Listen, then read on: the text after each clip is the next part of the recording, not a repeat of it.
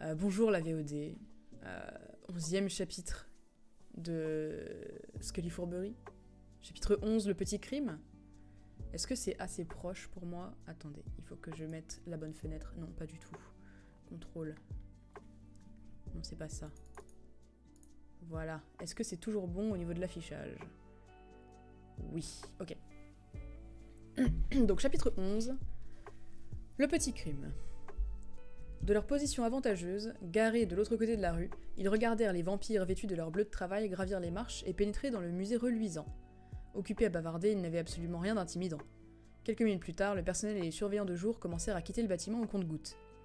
Quand ils furent tous sortis, Scully se pencha vers la banquette arrière pour prendre le sac qui s'y trouvait et le poser sur ses genoux. « On y va déjà » demanda Stéphanie, les yeux levés vers le ciel qui s'assombrissaient. « Il fait encore jour pourtant !»« C'est précisément pour ça qu'on y va maintenant. Dans 20 minutes, ce seront 2 vampires en pleine possession de leurs moyens qui déambuleront dans le musée.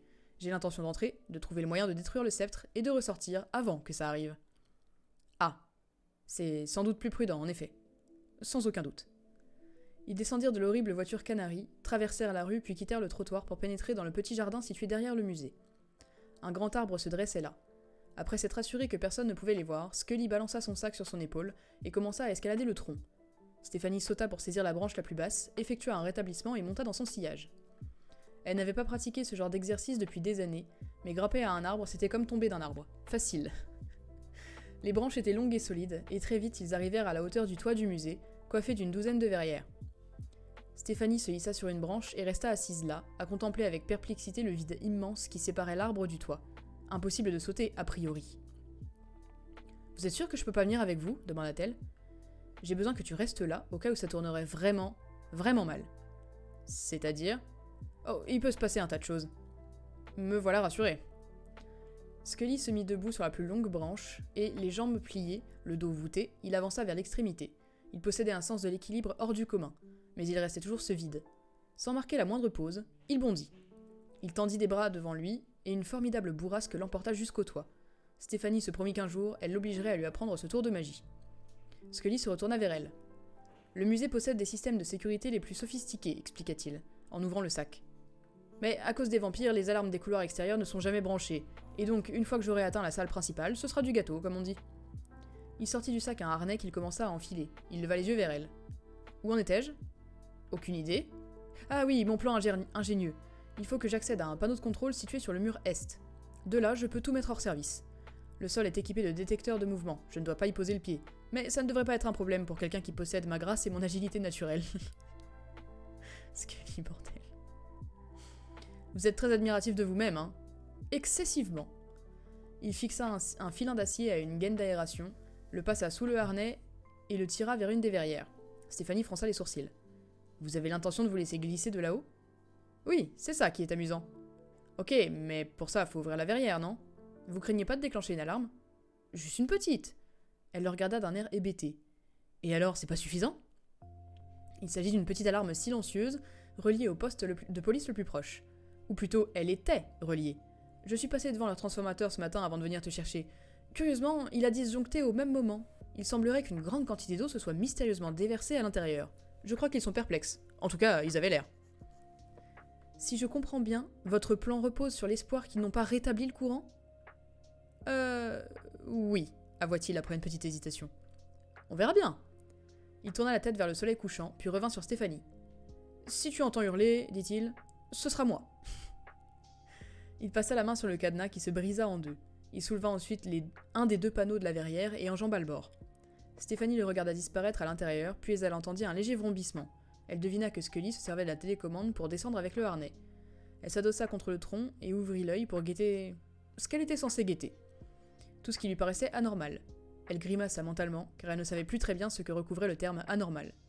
C'est alors qu'une sorte de raclement inquiétant lui fit dresser la tête. Le filin que Scully avait attaché à la ventilation venait de glisser sur le toit. Sous ses yeux horrifiés, il glissa de nouveau. Il se rapprochait du bord, il était sur le point de disparaître par l'ouverture. Elle pensa au sol doté de détecteurs. Elle imagina Scully s'écrasant sur le plancher et déclenchant l'alarme, les vampires qui accouraient et se jetaient sur lui. Même s'ils n'avaient pas de sang à offrir pour étancher leur soif, elle était sûre qu'ils trouveraient d'autres moyens de châtier cet intrus.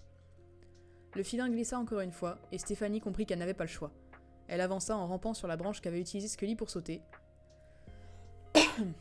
Elle l'entendit grincer sous son poids. Évidemment, Scully n'était qu'un sac d'os, se dit-elle pour ne pas se trouver obèse. Le vide s'ouvrait devant elle, un vide béant. Elle secoua la tête. Non, c'était impossible. Elle ne pouvait pas franchir une telle distance. En prenant un bon élan, elle aurait peut-être une chance, mais accroupie au bout d'une branche... Elle ferma les yeux et s'obligea à chasser le doute de son esprit. Elle se souvint qu'il ne s'agissait pas d'un choix. La question n'était pas de savoir si elle pouvait sauter ou si elle allait sauter. Scully avait besoin de son aide et il en avait besoin maintenant. La question était donc, une fois qu'elle aurait sauté, qu'est-ce qui allait se passer? Elle sauta. Les bras tendus au maximum, elle vit le sol se déplacer tout en bas et le bord du bâtiment se précipiter à sa rencontre. Puis elle commença à chuter. Sa main droite heurta la corniche, ses doigts s'y agrippèrent et son corps percuta la façade. Elle faillit tomber sous le choc, mais sa main gauche jaillit pour rejoindre la droite et elle s'accrocha. Elle se hissa à la force des poignets, petit à petit jusqu'à ce qu'elle puisse passer un bras au-dessus de la corniche. Quelques secondes plus tard, elle était en sécurité sur le toit. Elle avait réussi. Le filin glissa de nouveau. Il allait se détacher de la gaine d'aération et ce serait fini. Elle se précipita, saisit le filin à 2 mains et tenta de le retenir, mais en vain. Elle se redressa, appuya sur le filin avec la semelle de ses bottes et utilisa tout son poids pour l'immobiliser sans que cela ait le moindre effet. Cherchant du regard ce qui pourrait l'aider, elle avisa le sac et se jeta dessus.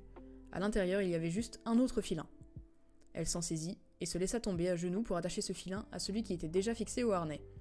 Son père lui avait appris à faire toutes sortes de nœuds quand elle était petite, et même si elle avait oublié les noms de la plupart d'entre eux, elle savait quel était le nœud adapté à la situation.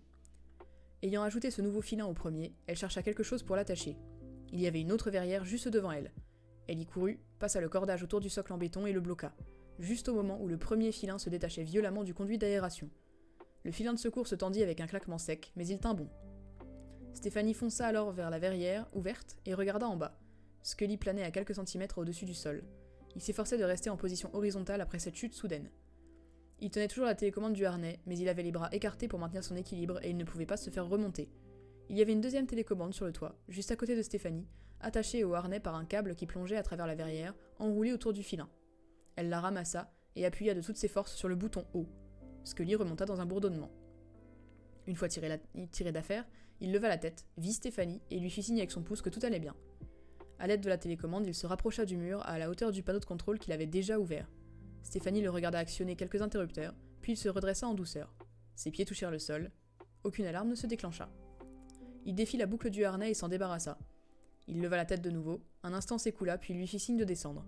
Avec un large sourire, Stéphanie fit remonter le harnais, l'enfila, se glissa par l'ouverture de la verrière et se laissa descendre. Quand elle arriva en bas, Scully l'aida à se détacher. « Finalement, je crois qu'un petit coup de main est le bienvenu, murmura-t-il, et elle sourit. Le musée était un immense espace blanc. D'énormes panneaux de verre étaient encastrés dans les murs.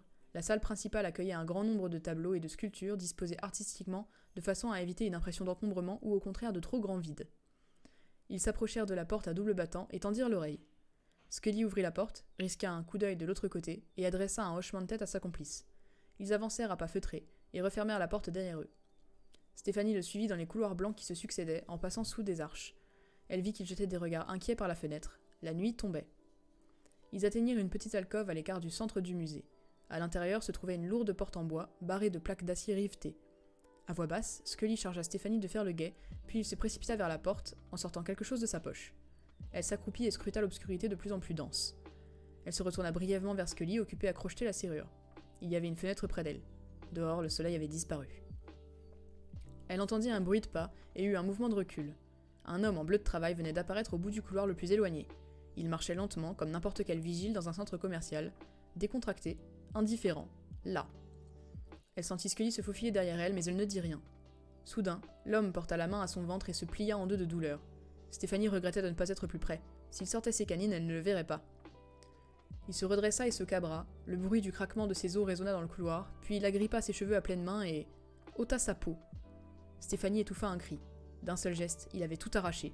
Cheveux, peau, vêtements, laissant apparaître son corps pâle et son crâne chauve. Il avait de gros yeux noirs, il se mouvait tel un félin repoussant à coups de pied les vestiges de son apparence humaine. Stéphanie n'avait pas besoin d'être plus près pour apercevoir ses énormes crocs, ébréchés et répugnants. Elle se réjouissait de les voir de loin. Ces vampires ne ressemblaient pas à ceux qu'elle avait vus à la télé. Ce n'étaient pas des créatures sexy vêtues de longs manteaux avec des lunettes de soleil. C'étaient des monstres. Elle sentit la main de Scully se poser sur son épaule.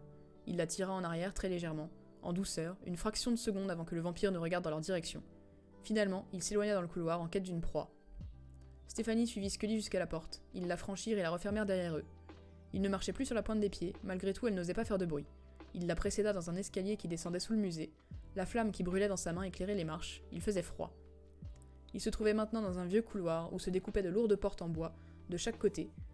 Et ils avancèrent jusqu'à l'une d'elles, dans laquelle était gravé un écusson représentant un bouclier et un ours. Scully leva les mains, baissa la tête, et resta immobile pendant 1 minute. Soudain, la porte s'ouvrit, avec un déclic, et ils entrèrent. Ce qui marque la fin du chapitre 11. Où on découvre du coup les vampires sauce Scully Fourberie. Voilà.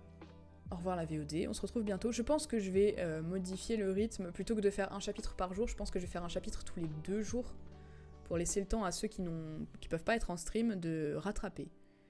Ça leur laisse un jour sur la VOD,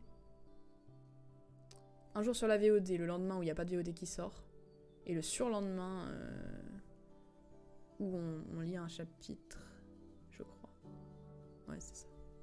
Voilà. À bientôt la VOD.